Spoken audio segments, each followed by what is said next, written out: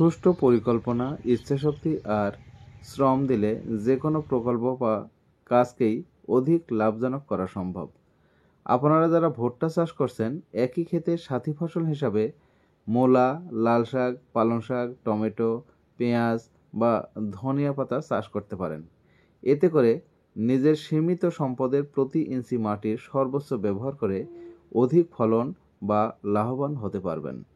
একই সাথে দেশকে খাদ্যের স্বয়ংসম্পূর্ণ হিসাবে গড়ে তোলার জন্য অবদান রাখতে পারবেন। পাশাপাশি স্বল্পমেয়াদী এসব ফসল চাষ করে পারিবারিক পুষ্টি চাহিদা যেমন মেটানো সম্ভব, অপরদিকে মূল ফসল চাষের খরচ অনেকটাই সামলানো সম্ভব। সাথী ফসল চাষে পরিচর্যার কাজ একই শ্রমে ও একই খরচে হয়ে যায়।